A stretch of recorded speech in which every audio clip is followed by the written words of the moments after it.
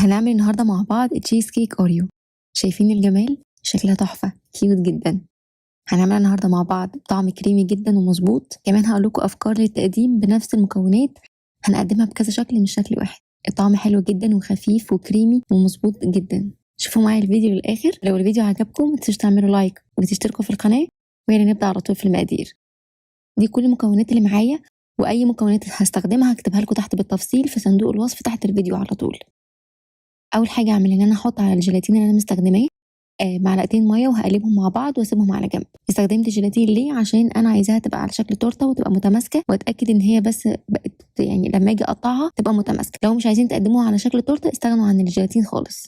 نيجي بقى للكراست. الكراست طحنت اوريو وهكتب لكم المقادير كلها تحت برضو في صندوق الوصف، وحاطط عليه زبده سايحه وهقلبهم مع بعض كده لحد ما يتشكلوا عجينه اجي امسكها بايديا تتشكل بكل سهوله زي ما انتم شايفين كده.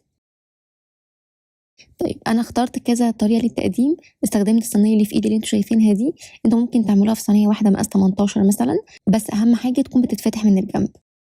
انا عشان بس استخدمت اكتر من طريقه تقديم فعملتهم على كذا شكل. كمان استخدمت قوالب السيليكون اللي هي اللي في ايدي دي عشان تبقى على شكل كاب كده صغنطوطي كده كيوت، تبقى على قد الاكله يعني على قد الفرد. وكمان سيليكون عشان تبقى سهل معايا ان انا اطلعها منها بسهوله. هاجي بقى احط الاوريو الكراست فيها، اسويها على قد ما اقدر عشان يبقى شكلها حلو. ومهم ان احنا نحط كميه الاوريو مظبوطه وتكون متساويه، ما تبقاش طالعه ونازله عشان ما يبقاش شكلها وحش في الاخر. فاضغطوا عليها وخلوها متساويه على قد ما تقدروا. وكذلك برضو في قوالب السيليكون استخدمت سكوب كده عشان يبقى كلهم قد بعض. اسويها بقى من فوق. هخفق الاول الكريمه الاول لوحدها، وتكون الكريمه اللي استخدمتها تكون ساقعه من التلاجة عشان تظبط معايا القوام. هضربها حوالي 30 ثانية، مش أكتر من كده، أو حوالي دقيقة. يعني أهم حاجة يعني تضربوا الضرب المظبوط عشان ما تفصلش منكم. خلاص كده تمام. هسيبها على جنب وهضيف على الجبنة السكر البودرة. أنا مستخدمش سكر بودرة كتير عشان هي طبعا الأوريو بيبقى مسكر، فيعمل بالانس كده ما بين الطعم. هضربها بس كده شوية لحد ما تبقى كريمي، وبعد كده هضيف عليها الكريمة المخفوقة اللي احنا عملناها، وهقلبهم برضو شوية كده لحد بس المكونات تتجانس مع بعض ويبقوا الاتنين كده حاجة واحدة.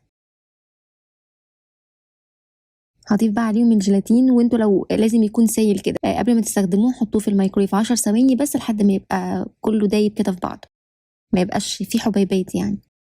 والإضافة طبعا اللي هي اختيارية جدا جدا جدا، عصرة ليمون بتظبط الطعم انتوا مش متخيلين، بتغيره تماما. فلو حابين تضيفوها هتفرق جدا معاكم. بصوا القوام ده، القوام المظبوط بتاع التشيز كيك. هضيف بقى عليه الاوريو اللي انا طحنته، وانا ما طحنتوش قوي عشان ما يغمقليش اللون ويبقى لونه جراي كده، فخليته كده يعني متكسر حاجه بسيطه قوي. الحاجه بقى اللي عايزه اقولها لكم، انا في العاده بجيب الاوريو بقسمه من النص كده زي ما انتم شايفين، بفصله عن بعض وبشيل الطبقه اللي في النص دي وبضيفها على الكريمي تشيز. بس عشان الاوريو اللي كان عندي كان بالشوكولاته، فطبعا ما كانش ينفع اعمل الحركه دي خالص لانك كانت هتغيري لون التشيز كيك وهتقلبها لي على شوكولاته، فشلتها بس خليتها على جنب. انتوا لما تيجي تعملوا التشيز كيك ضيفوا دي على الكريمي تشيز واضربوها مع الجبنه، بتفرق جدا في الطعم وبتخليه حلو قوي. وساعتها بقى بتقللوا نسبة السكر اللي استخدمتوها. بس كده، قلت لازم اقول لكم على النقطة اللي انا ما عملتهاش. طيب هجيب بقى التشيز كيك واحطها في القوالب بتاعتي. بصوا لازم يكون قوامها كده تقيل، هخبط كده عليه عشان تملى اي فراغات، واحطها بقى في التلاجة يعني لحد ما تتماسك كده. وكذلك هملى قوالب السيليكون.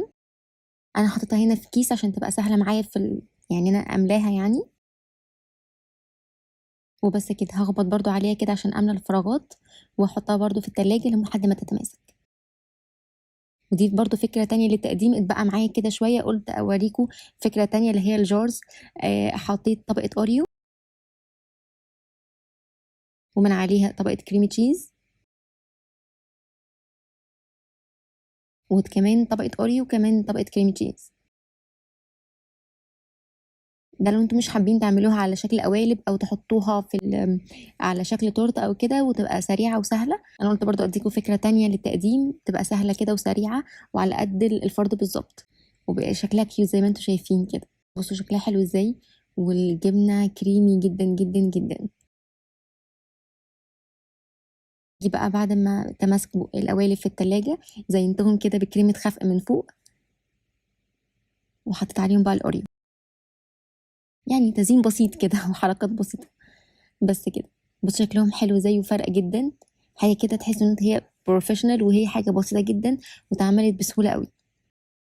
بالنسبة بقى لأي حاجة تبقى عايزة حروفها ناعمة جدا وتبقى يعني كويسة معايا وشكلها حلو ومتناسق، بحطها قبل ما اطلعها من التلاجة، بحطها في الفريزر لنص ساعة تتماسك بس الحروف، وبفوطة سخنة زي اللي انتوا شايفينها كده بسيبها عليها شوية لحد ما تدوب لي الحروف، بتبقى فصلها سهل جدا زي ما انتوا شايفين. وكمان بتطلع لي كده الحروف ناعمة وشكلها حلو قوي، ما تبقاش كده مكرمشة او متشققة.